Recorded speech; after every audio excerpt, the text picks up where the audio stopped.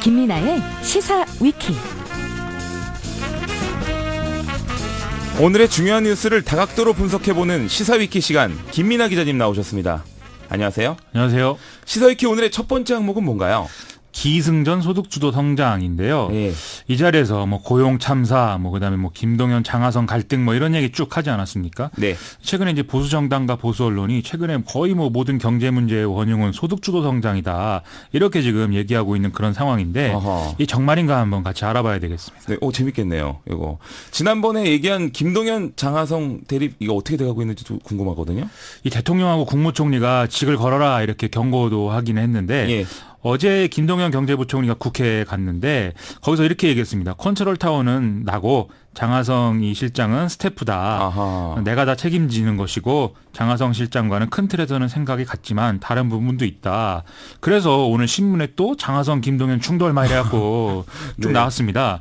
근데 오늘도 두 사람이 다 이제 국회에 또 갔거든요. 이제 예결산 문제를 이제 설명하기 위해서. 네. 근데 여기서는 좀 의견이 좀 다른 부분이 있는데 호흡을 잘 맞추고 있다. 이런 식으로 좀 메시지 관리를 하는 그런 모습을 보여서 좀 봉합 국면입니다. 예. 이 장하성 실장은 주로 소득주도 성장 필요성 이런 것들에 대해서 이제 강조를 많이 했고 김동연 부총리는 혁신 성장이 규제 완화가 전부는 아니다 이렇게 말하는 모습 좀 많이 비춰지고 있습니다. 아, 그렇군요. 이런 갈등 상황에 대해서는 여러 번 소개해 주셨는데 근데 사실 그 핵심이 소득주도 성장 이거는 뭔지 좀 한 번 더 짚어주시면 좋겠어요. 그렇죠. 이게 말부터 좀 어려워가지고 예. 이걸 얘기를 하는 것도 쉽지는 않습니다.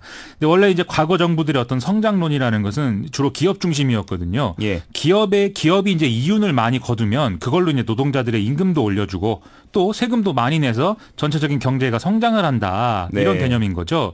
그래서 정부가 이 기업들의 세제 혜택도 주고 또 아예 세금을 깎아주기도 하고요. 그 외에도 이제 기업이 좀 원하는 일들은 좀 많이 들어주는 그렇게 해서 좀 경제를 키우는 그런 방식이었는데 네. 그런데 이걸 해놓고 보니까 좀 잘 사는 사람만 잘 살게 되는 이런 양극화가 심화되고 기업이 또 돈을 쌓아놓기만 하고 풀지 않는 그런 현상이 심해졌다. 이런 비판들이 많이 나오더라는 거죠. 예. 그래서 이번 정부가 주도하는 소득주도 성장에서는 지금 앞에 말씀드린 이 해법은 이윤주도 성장이다 이렇게 규정을 하고 소득주도 성장에서는 순서를 좀 거꾸로 해야 된다 이렇게 지금 얘기를 하고 있습니다. 거꾸로요? 그렇습니다. 그럼 기업이 이윤을 버리자는 건가요? 이게 이제 어떤 건가요? 먼저 이제 소득을 올려주는 것부터 해야 된다 이 예. 얘기인데요. 그래서 노동자들 또는 이제 자영업자들의 어떤 소득들이 올라가면 그러면 이제 이 돈을 쓰기 때문에 내수가 활성화되면은 기업들의 이제 여러모로 처지가 좋아져서 또 이걸로 이윤이 발생하고 그러면 이제 다시 전체적인 경제 상황이 개선된다 이런 얘기인데요. 앞에 이제 이전 정부들의 해법이 낙수 효과 위에서 네. 이제 물이 떨어지는 그런 효과였다면 이건 이제 분수 효과 밑에서 물이 분출하는 이런 효과이다라는 설명도 나오고 있습니다. 아, 분수 효과. 저 그렇죠. 이건 처음 들어보네요. 맨날 낙수 효과 많이 들어봤는데요. 그렇죠. 근데 지금의 어려운 상황이 이 소득주도 성장 때문이라는 주장은 맞는 건가요? 저는 이제 그런 관점도 있을 수 있고 네. 그런 주장도 충분히 할 수가 있겠지만 저 개인적으로 이제 아니다라고 생각을 좀 하는 편인데요. 예. 사실상 지금 이 정부가 최저임금 인상과 이것과 이제 연관되어 있는 일자리 안정자금 집행한 거 이거 외에는 이제 소득주도 성장의 어떤 특색 이렇게 얘기할 만한 정책을 한 게 없지 않나 이런 생각입니다. 예. 그래서 제대로 지금 시작도 못한 상태인데 정책 전환이 필요하다 이렇게 얘기하는 건 좀 정치적인 주장이 아닌가 저는 이렇게 생각하고 있습니다. 근데 이게 제대로 시작도 못했다고 하기는 약간 일자리 예산을 54조나 썼다고 이렇게 비판하시는 분들도 있더라고요. 그렇죠. 54조면 이거 보통 규모는 아니죠. 예. 그런데 이제 예산 규모가 확실히 이제 큰 건 맞는데 일자리 창출의 예산을 쓴 거는 이제 과거 정부도 마찬가지였습니다. 아, 그렇군요. 꼭 소득주도 성장이기 때문에 일자리 예산을 쓴 건 아니라는 거고요. 그리고 이 54조 원의 세부 내용을 살펴보더라도 장기적으로 이제 가계소득을 늘려주는 이런 대책에 좀 들어간 것보다는 직업훈련이라든지 좀 고용보험 이렇게 좀 당장 효과가 고용 창출 효과가 나는 그런 것은 좀 아닌 그런 부분에 들어간 예산이 많거든요. 네.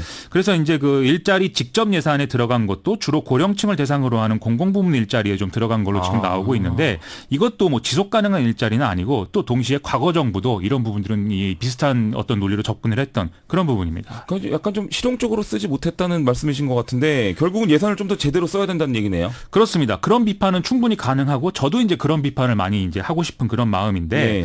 근데 또 그건 다시 말하자면은 소득주도 성장을 더 제대로 하라는 얘기거든요. 네. 이 소득주도 성장을 그만하라 이런 근거는 지금 못 되는 그런 이제 이 논리라는 것이죠.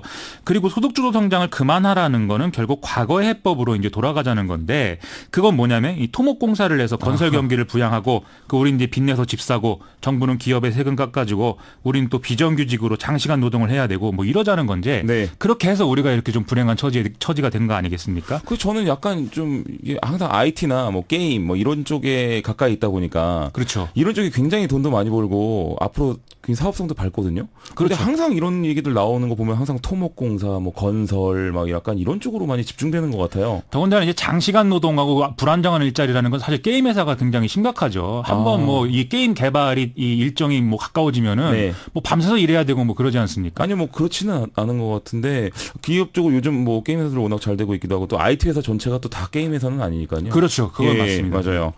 오늘 기사 보니까 이전 박근혜 정권에서도 비슷한 고민을 했다고요. 뭐 이런 내용이 있더라고요. 그렇습니다. 이제 무슨 얘기냐면은 이 최경환 부총리 시절에 기업이 갖고 있는 돈을 좀 가계로 흘러가게 해야 한다라면서 이걸 기업들이 잘하면 이건 세금을 깎아주겠다 이렇게 이제 얘기한 일이 있다는 건데요. 네.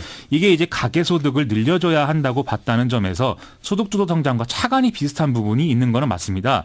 하지만 실제로 정책에 이제 집행된 이런 내용을 보면은 좀 내용이 완전히 달랐다 이렇게 봐야 될 것 같습니다. 어떻게 달랐나요? 이 기업의 돈이 가계로 흘러가려면은 이 두 가지 수단이 있거든요. 예. 하나는 임금이고 하나는 배당입니다. 예. 근데 기업 입장에서는 노동자들의 어떤 임금을 늘려주는 것보다는 주주들을 대상으로 배당을 더 해주는 게 더 낫거든요. 왜냐하면 이제 고배당주에 아무래도 많이 투자를 하게 되니까 네. 더 많은 투자를 유치할 수 있게 되는 것이죠.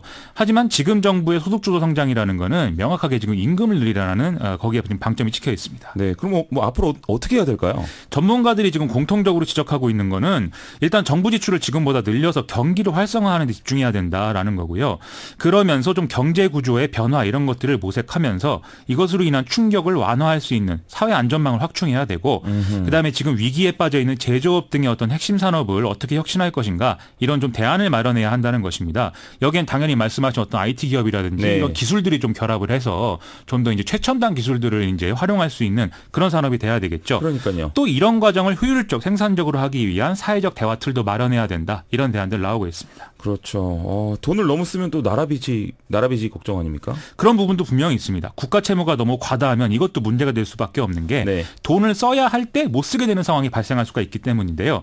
그건 이제 전문가들 말을 한번 들어봐야 되겠죠. 현재 이제 경제 성장률이 잠재 성장률보다 낮다. 그래서 성장률을 더 올리기 위해서 돈을 좀 쓸 여력이 있다. 이렇게들 필요가 있다. 이렇게들 보는 점이 있고 또 현재 이제 재정 수지의 상황을 봤을 때 정부 지출을 뭐 늘릴 수 없는 상황은 아니다. 이렇게들 지금 보고 있다는 거거든요. 네. 김동연 경제부총리도 지금 세금이 많이 거치고 있기 때문에 앞으로 재정을 좀 더 쓸 여력이 있다. 이렇게 지금 공개적으로 의사피력을 하고 있습니다. 알겠습니다. 시사위키 두 번째 항목은요.